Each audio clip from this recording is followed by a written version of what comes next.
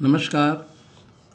आज इस क्लास के अंदर हम अनिवार्य हिंदी कक्षा 11 की पुस्तक जो आरोह है उसके काव्य खंड में मीरा के पदों को पढ़ने वाले हैं। पूर्व में हमने पाठ परिचय और जो कवि परिचय है, मीरा का जो सामान्य परिचय है वो पढ़ लिया था। दो पद यहाँ पर हम पढ़ेंगे। यहाँ पहला हमारे देखिए सामने पृष्ठ दिख रहा है, पृष्ठ पर पहला पद और यहाँ दूसरा पद है। दो ही पद दिए हुए हैं मीरा के। तो आज ये हम जो पहला पद है हमारे सामने, इसको पढ़ने वाले हैं। पूर्व में ही हमने जान लिया था कि पहले पद में मीरा ने कृष्ण से अपनी अन्यनता व्यक्त की है और जो व्यर्थ के जो कार्य है, सांसारिक मोह माया के जो कार्य है, भोग विलासिता के जो कार्य है, उनके प्रति दुख प्रकट किया है। और बहुत ही एक सामान्य कह सकते हैं राजस्थानी मिश्रित ब्रज भाषा के अंदर इस पद को हम पढ़ने वाले हैं। मीरा का जीवन हम सामान्यतः देखते ही हैं किस प्रकार का रहा और ऐतिहासिक आधार पर देखते हैं, सामाजिक विज्ञान की पुस्तकों में भी हम देखते हैं वहीं मीरा है।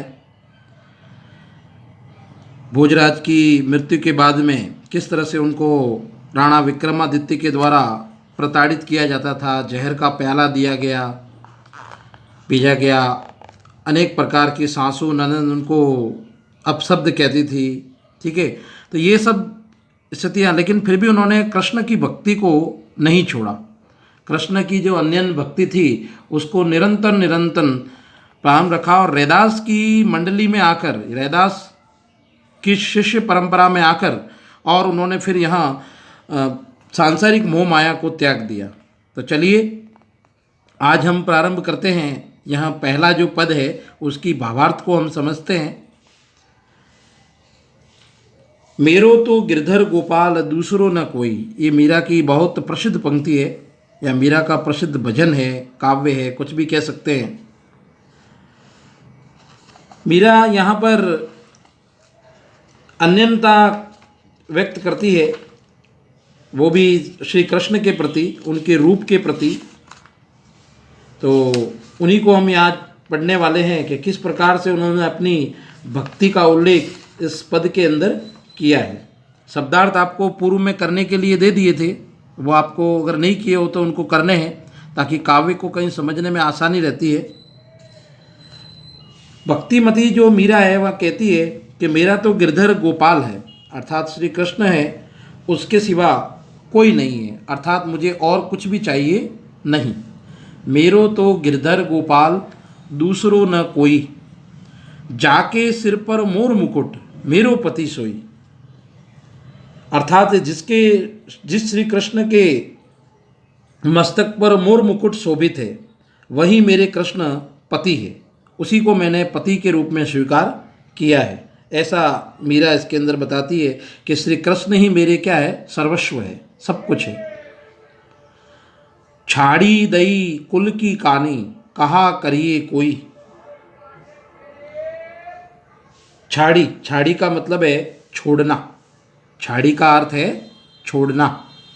छाड़ी दई कुल की कानी कहा करिए कोई। कुल की कानी, कुल की कानी, कुल की मर्यादा, परिवार की मर्यादा। छाड़ी दई कुल की कानी कहा करिए कोई।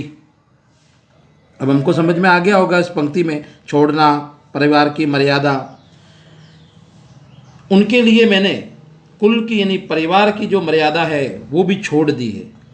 कहा करिए कोई, अब मेरा कौन क्या कर सकता है।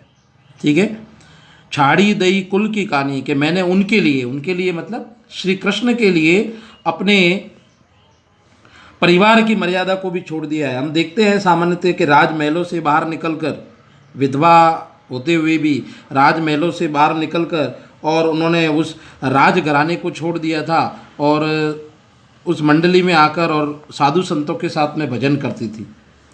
छाड़ी दई कुल की कहानी कहा करिए कोई, कि मैंने तो इस परिवार की मर्यादा को छोड़ दिया है, कुल की मर्यादा को छोड़ दिया है श्री कृष्ण के लिए, अब मेरा कौन क्या कर सकता है, क्योंकि मेरे पास में अब कुछ बचा ही नहीं है केवल भक्ति और प्रभु के अलावा। संतन डिग बैठी बैठी लोक लाज खोई, कि संतों के पास बैठ बैठ कर मैंने लोक लाज को भी त्याग दिया है। संतन डिग बैठी बैठी, डिग डिग का मतलब है पास में, डिग का अर्थ है पास में। संतन डिग बैठी बैठी लोक लाज खोई, कि संतों के पास में बैठ बैठ कर मैंने लोक लाज को भी क्या कर दिया है, त्याग दिया है। अशुभन जल सींची सींची प्रेम बेली बोई, ये भी मीरा की प्रसिद्ध पंक्ति है। अशुभन जल सींची सींची प्रेम बेली बोई, कि मैंने अपनी प्रेम बेली को आंसुओं से सींच सींच कर ही परिपुष्ट किया है, मतलब अपनी प्रेम की बेल को, अपनी लता को। प्रेम के बारे में ऐसा माना जाता है कि उसकी जो लताएं होती है वो प्रेम फैलता जाता है, फैलता जाता है। प्रेम बेली, बेली रूपी प्रेम, अर्थात यहाँ रूपक अलंकार है। कौन सा अलंकार है? रूपक, इसके अंदर रूपक अलंकार है। सींची सींची में पुनरुक्ति प्रकाश अलंकार है। असुवन जल सींची सींची प्रेम बेली बोई, कि मैंने अपनी प्रेम बेली को आंसुओं से सींच सींच कर ही परिपुष्ट किया है, या उन्हें क्या किया है, पूर्ण किया है। अर्थात जो मीरा है वो रात दिन श्री कृष्ण के प्रेम में ही तन्मय रहती थी और उन्हीं का हमेशा उद्घोष करती रहती थी, रोती रहती थी और उत्तर में यह मांगती थी कि मुझे कोई प्राप्त हो जावे। अब तो बेल फैली गई आनंद फल होई, कि अब तो मेरी जो प्रेम रूपी बेल है वहाँ फैल गई है, पल्लवित हो गई है, ठीक है ना। अब इसमें आनंद रूपी फल लगने लगा है, आनंद फल हुई। आनंद रूपी मतलब श्री कृष्ण के प्रति जो उनका प्रेम था वह अन्य रूप में प्रकट हो रहा है। दूध की मथनिया बड़े प्रेम से बिलोई, दधी मथी धृत काढ़ी लियो, डारी दही छोई। घृत, घृत का मतलब घी, दधी दही, दूध। दूध की मथनियाँ बड़े प्रेम से बिलोई, बहुत अच्छे अच्छे देखिए उदाहरण दिए हैं और सामान्य से उदाहरण दिए हैं जो हमें सामान्यतः समझ में आ सके, जो हमारे व्यवहारिक रूप में जो उदाहरण होते हैं वे दिए हैं सारे। दूध की मथनियाँ बड़े प्रेम से बिलोई, कि मैंने दूध जमाने के पात्र को बड़े प्रेम से बिलोया है और उसमें जमे दही को मत कर कृष्ण प्रेम रूपी मक्खन या घी निकाल लिया है। देखिए इसको भाव को समझना है, इसके अंदर भाव बहुत महत्वपूर्ण है। दूध की मथनियाँ बड़े प्रेम से बिलोई, जिस तरह प्रकार से हम दूध को कैसे एक सामान्य पात्र में, अच्छे पात्र के अंदर मथते हैं बड़े प्रेम से, दही करते हैं, दही से घी और ये प्रक्रिया रहती है। तो दूध की मथनियाँ बड़े प्रेम से बिलोई, कि मैंने दूध जमाने के पात्र को बड़े प्रेम से बिलोया है, अर्थात मैंने श्री कृष्ण के प्रेम को बड़े प्रेम से संजोया है, ये अर्थ हुआ। दधी मथी घृत काढ़ी लियो, और मैंने जमे दही से मथ कर कृष्ण प्रेम रूपी जो अमृत, ये अमृत रूपी मक्खन है उसको निकाल लिया है। शेष डारी दही छोई, छोई छाछ, डारी दही, डारी यानी त्यागना, और मैंने छाछ जो उसके अलावा बचती है, ठीक है ना, उसे उस वस्तु को छाछ रूप में, या छाछ से मतलब है निशार रूपी वस्तु, भौतिक संसाधन रूपी जो निशार है, जिनका कोई जीवन में सार नहीं है मीरा के लिए, उसने उन छाछ के रूप में उन बातों को क्या कर दिया है, छोड़ दिया है। यहाँ थोड़ी प्रतीकात्मक शैली जो कबीर की है वो हमें यहाँ पर दिखाई दे रही है। कबीर की हम पदों को हमने पढ़ी लिया है, तो वहाँ शब्द का जो अर्थ है वो प्रतीक रूप में निकलता है। तो ये कुछ दो पंक्तियाँ हमने पढ़ी है, ये प्रतीकात्मक शैली के रूप में ही हमें दिखती है। अर्थात मैंने संसार की जो निशार वस्तुएं हैं, जो निष्फल है, उनके वस्तुओं के बीच मैंने श्री कृष्ण के प्रेम को सारभूत रूप में ग्रहण कर लिया है और वही मेरा सार है। भगत देखी राजी हुई, जगत देखी रोई, दासी मीरा लाल गिरधर, तारो अब वही। अपनी अन्यन कृष्ण भक्ति को देखकर मैं प्रसन्न होती हूँ, परंतु इस संसार का व्यवहार देखकर मुझे दुख होता है। भगत देखी राजी हुई कि मैं अपनी कृष्ण के प्रति अन्यन जो भक्ति है, मीरा ऐसा कहती है कि श्री कृष्ण के प्रति जो अन्यन भक्ति है उसे देखकर मुझे बहुत प्रसन्नता होती है, मैं प्रसन्न होती हूँ, परंतु जगत देखी हुई, लेकिन इस संसार का व्यवहार देखकर मुझे रोना आता है। दासी मीरा लाल गिरधर तारो अब मोही। हे गिरधर लाल, मीरा तो आपकी दासी है, इसे भव सागर से तार उतारना, यानी पार उतारना, पार उतारिए, पार उतारना। ठीक है। मीरा कहती है कि हे गिरधर लाल, मीरा तो आपकी दासी है, इसलिए आप इसे इस संसार से पार उतारिए, ऐसी मनोकामना अंत में करती है। तो इस तरह से यहाँ प्रथम पद हमारे सामने है, जिसमें अनेक प्रकार की शब्दों का भी मिश्रण हमको देखने को मिल रहा है। मुख्यतः राजस्थानी मिश्रित ब्रज भाषा दिखाई देती है, भक्ति रस है और माधुर्य गुण है। माधुर्य गुण और भक्ति रस, ये सब में काव्य शिल्प यानी भाषा शिल्प के अंदर बातें लिखनी होती है, इसलिए मैं आपको बता रहा हूँ। बीच में अलंकार है, गुण कौन सा है, भाषा कौन सी है, ये चीज़ें भी हमें ध्यान में रखनी है। इससे संबंधित भी प्रश्न पूछे जाते हैं। भाषा शिल्प, ठीक है, भाषा शिल्प यहाँ, ठीक है। तो ये इस तरह से पहला पद है। दूसरा पद देखिए, पग घुंघरू बांधी मीरा नाची, मैं तो मेरे नारायण सु आपई हो गई साची। लोग कहे मीरा भई बावरी, न्यात कहे कुल नासी। विष का प्याला राणा भेजिया, पीवत मीरा हंसी। मीरा के प्रभु गिरधर नागर, सहज मिले अविनाशी। यहाँ मीरा ने बताया है, मीरा अपने आराध्य श्री कृष्ण से निवेदन करती है, पग घुंघरू बांधी मीरा नाची, कि आपके प्रेम में तन्मय होकर मीरा पैरों में घुंघरू बांधकर नाचती है। पग घुंघरू बांधी, ऐसा कब होता है?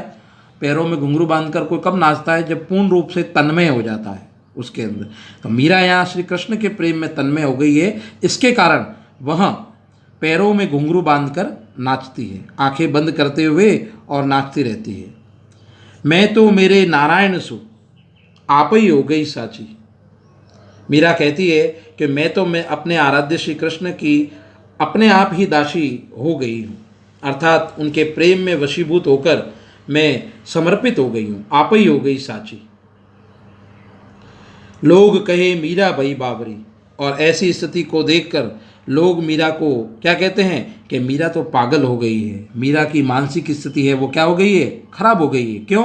क्योंकि वो तो साधु संतों के साथ में जा रही है, लोकलाज की मर्यादा को भी त्याग दिया है, कुल की मर्यादा का नाश कर दिया है। न्यात कहे कुल नाशी, अर्थात लोकलाज को छोड़ बैठी है, कुल की मर्यादा का उसने नाश कर लिया है, लोग ऐसा कहते हैं। उस समय लोग मीरा पर अनेक प्रकार के लांछन लगाते थे, सामाजिक उत्पीड़न उनको बहुत अत्यधिक झेलना पड़ा था, फिर भी उन्होंने जीवन के अंदर हार नहीं मानी और कृष्ण का जो मार्ग था, भक्ति का जो मार्ग था, वहाँ छोड़ा नहीं। विष का प्याला राणा भेजिया, पीवत मीरा आहसी। कृष्ण के प्रति मेरे इस दीवानेपन को देखकर मेरी जो सांस है, नलंद है, वो मुझे कुछ न कुछ अपशब्द कहती रहती है। और राणा विक्रमादित्य यानी राणा जी ने कुल के विपरीत आचरण करने पर मारने के लिए मुझे जहर का प्याला भी भेजा था कि अगर ये मर जाएगी तो हमारी जो कुल की मर्यादा है, झूठी जो आन शान है, वहाँ समाप्त यानी वह ख़त्म नहीं होगी या उस पर लांछन लग जाएगा। इसलिए इस डर से उन्होंने क्या कर दिया, मीरा को जहर का प्याला देने का भी प्रयास किया। लेकिन वहाँ हमें ध्यान है कि वह जहर का प्याला भी मीरा के लिए क्या बन गया था? अमृत बन गया था। मैं उस भरे जहर के प्याले को भी, मीरा ऐसा कहती है कि सहर्ष पी गई थी। किसके कारण? श्री कृष्ण की कृपा के कारण वह क्या बन गया? वह अमृत बन गया। मीरा के प्रभु गिरधर नागर, सहज मिले अविनाशी। मीरा कहती है कि मेरे तो आराध्य गिरधर नागर श्री कृष्ण है। नागर का मतलब होता है चतुर। सहज मिले अविनाशी, इसलिए मुझे अविनाशी प्रभु, अविनाशी जो कभी नाश न होने वाला यानी प्रभु का अंश दर्शन सहज भाव से हो गए हैं। ये बहुत बड़ी बात थी मीरा के लिए कि मीरा के मुझे भक्ति है, मीरा के जो भाव है वह मुझे सामान्यतः श्री कृष्ण का भाव है वहाँ सामान्यतः ही प्राप्त हो गया है मीरा के द्वारा। तो ये 2 पद है साहित्यिक राजस्थानी मिश्रित ब्रज भाषा के अंदर, ये हमने पढ़े हैं आज इस क्लास के अंदर। अब हम कुछ प्रश्नों को पीछे देखते हैं। शब्दार्थ करने के लिए आपको दे दिए थे मैंने और आपको बताया भी दिया था, यहाँ देखिए गृह कार्य दिया था। आज हम इस प्रश्नों को मैं कुछ निशान लगा रहा हूँ, उनको आपको गृह कार्य के अंदर करने हैं। मीरा कृष्ण की उपासना किस रूप में करती है, वहाँ रूप कैसा है? अभी मीरा के गिरगिदर नागर मेरो पति सोई, जाके सिर पर मोर मुकुट मेरो पति होई। इसके बाद में यहाँ दूसरा प्रश्न भी आपको करना है, भाव और शिल्प सौंदर्य स्पष्ट कीजिए। ठीक है, भाव और शिल्प सौंदर्य स्पष्ट कीजिए। अब देखिए भाव और शिल्प में क्या देना है, मैं भाव में आधार पर बताना है कि इन पंक्तियों के कहने का भावार्थ क्या है, मतलब व्याख्या क्या अभिव्यंजना इसके अंदर हुई है। असुवन जल सींची सींची प्रेम बेली बोई, अब तो बैली फैली गई आनंद फल होई, दूध की मथनिया बड़े प्रेम से बिलोई, दधी मथी घृत काढ़ी लियो डारी दही छोई। तो यहाँ पर मीरा का जो शिल्प सौंदर्य है वह भी हमें दिखाई देता है, जैसे कि अनुप्रास अलंकार है, पुनरुक्ति प्रकाश है, रूपक अलंकार है, भक्ति रस है, गेय पद शैली है, ठीक है, माधुर्य गुण है। तो इस प्रकार से यहाँ शिल्प की बातें सारी मैंने आपको बता दी है। बाकी भाव है जो उसके अंदर कहने का क्या तात्पर्य है वो हमें बताना है आपको। ठीक है, लोग मीरा को बावरी क्यों कहते हैं? सामान्य सा है, क्योंकि कृष्ण के प्रति पूरी तरह समर्पित हो चुकी है, भक्ति में लीन हो चुकी है। ठीक है, कुल मर्यादा का उसने छोड़ दिया है, सामाजिक प्रतिबंधनों को छोड़ दिया है, इसलिए लोग मीरा को बावरी कहते हैं। ठीक है, मीरा जगत को देखकर क्यों रोती है? बहुत अच्छा प्रश्न है। इसलिए रोती है कि जगत संसार के सुख भोगों पर आश्रित है, भौतिक संसाधनों के पीछे पड़ा है, लेकिन लोग मोह माया को छोड़कर जीवन की वह सार्थकता को समझ नहीं पा रहे हैं। ठीक है, तो ये पहला, दूसरा, पांचवा, तीसरा, ये पांचों प्रश्न आपको करने हैं कॉपियर के अंदर। ठीक है, अपनी नोटबुक के अंदर आपको ये पांचों प्रश्न करने हैं। एक बार करिएगा तो काव्यांश वापस से एक बार समझ में भी आपको अच्छी तरह से आ जाएगा। तो आज ये इतना ही है। अगली हम क्लास के अंदर और भी आगे पदों को पढ़ने वाले हैं। तब तक के लिए आप इन प्रश्नों को अच्छी तरह से कर लीजिएगा। नहीं समझ में आते हैं तो एक बार वापस से हमारे पास में कॉन्टैक्ट नंबर रहता ही है भैयाओं के पास में, तो वापस से जानकारी करवा सकते हैं तो आपको बता देंगे।